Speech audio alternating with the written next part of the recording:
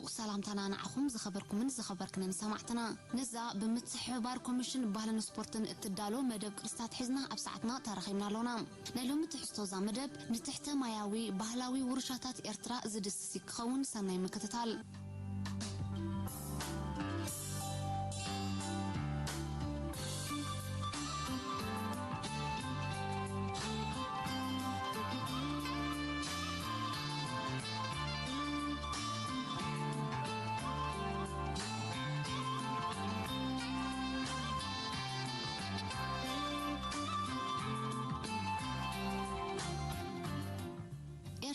ኣብ ገማግም ቀይ ባሕር ካብ ዝርከባ ሃገራት ሓንቲ ኮይና ንልዕሊ 1200 ኪሎሜትር ዝዝርጋሕ ብጽሒት ገማግም ቀይ ባሕሪ ትውንን እዚ ኣካል ቀይ ባሕሪ ብዘይካቲ ኣብ ኩርሱ ዝርከብ ስነ ህይወታዊ ብዙሕነት ዝተፈላለዩ ባህላዊ ርሻታት ሓቆፊ ይርከብ ካብ ጥንቲ ጀሚሩ ቀይ ባሕሪ ሓደ ካብቲ ጽዑቕ ንግዳዊ ምንቅስቓስ መራክብ ዝረኣየሉ ስትራቴጂካዊ ክፋላት ዓለምና እዩ ኣብ ገማግም ቀይ ባሕሪ ካብ ዝነበራ ጸለውቲ ንግዳዊ ከተማታት ሓንቲ ኣድሊስ ኮይና ምስ ከባቢታት ማእከላይ ባሕሪ ማለት ሮማን ግሪኽን ህንዳዊ ውቅያኖስ ርሑቕ ምብራቕን ማለት ቻይና ዝዝርጋሕ ንግዳዊ ርክባት ከም ዝነበራ ኣብ መዛግብቲ ታሪኽ ሰፊሩ ይርከብ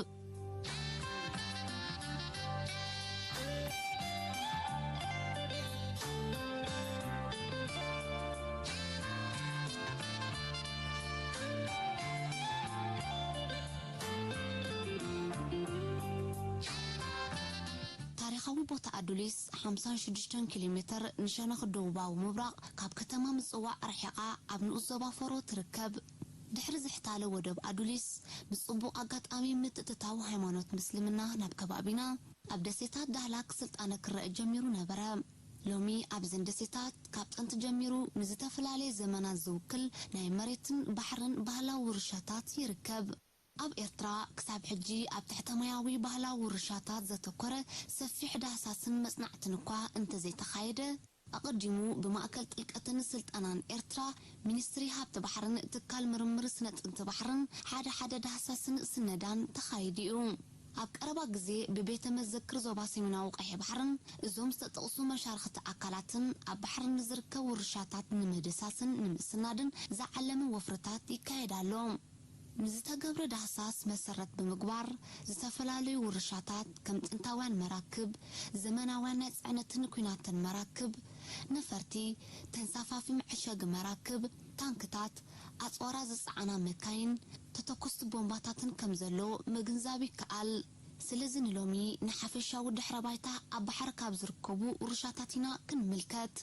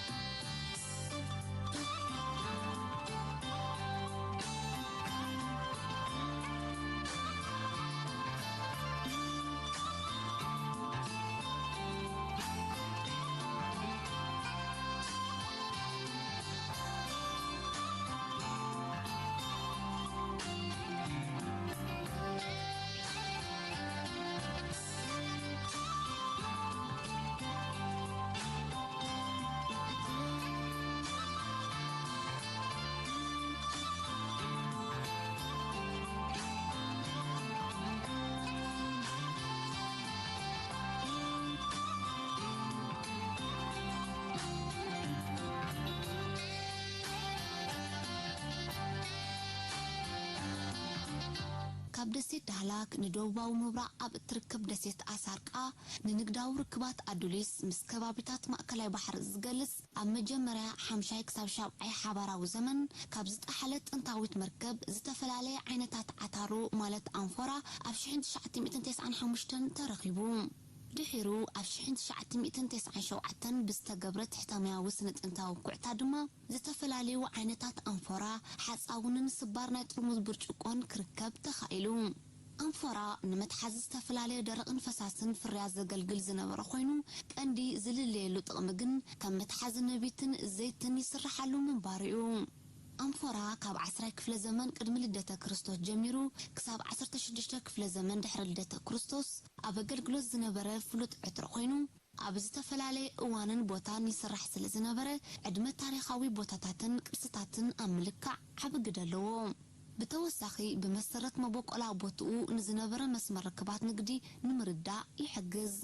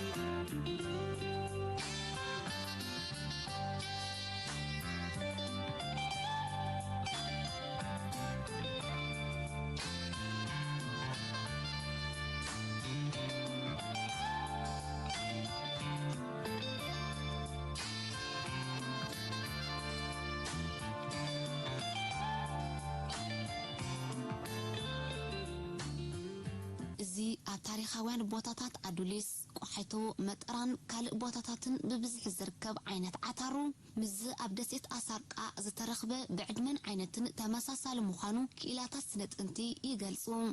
ብተወሳኺ ኣብ እዋን ካልኣይ ኩናት ዓለም ኣብ መንጎ ኢጣልያን ብእንግሊዝ ዝምራሕ ዝነበረ ናይ ኪዳን ሓይልታትን ብዝተኻየደ ውግእ ብዙሓት መራክብ ኩናት ተሃሪመን ክጥሕላን ከለዋ ብቁጥሪ ብርክ ዝበላ መራክብ ድማ ኢጣልያ ኣብ ኢድ ሓይልታት ኪዳን ከይኣትዋ ብምስጋእ ብፍላጥ ዘጠሓለተን መራክብ እየን እዘን መራክብ ኣብ ከባቢታት ምጽዋዕ ደሴታት ዳህላክን ዝርከባ ኮይነን ሎሚ ካብ ኣገደስቲ ክፋል ትሕተማያዊ ባህላዊ ውርሻና ኮይነን ይርከባ ጽጽይ መጽናዕቲ እኳ እንተዘይተኻየደ ኣብ እዋን ካልኣይ ኩናት ዓለም ኣብ ከባቢታት ምጽዋዕ ደሴታት ዳህላክን ዓሰብን ዝጠሓላ ናይ ኢጣልያን ጀርመንን መራክብ ልዕሊ 36 ምዃነን ይፍለጥ ኣብቲ ግዜቲ መንግስቲ እንግሊዝ ንገለ ካብዘን መራክብ ካብ ባሕረ ብምውፃእ ዘድሊ ጽገናታት ብምግባር ናብ ኣገልግሎት ከም ዝመለሰን ኣብ ታሪኻዊ ጽሑፋት ሰፊሩሎ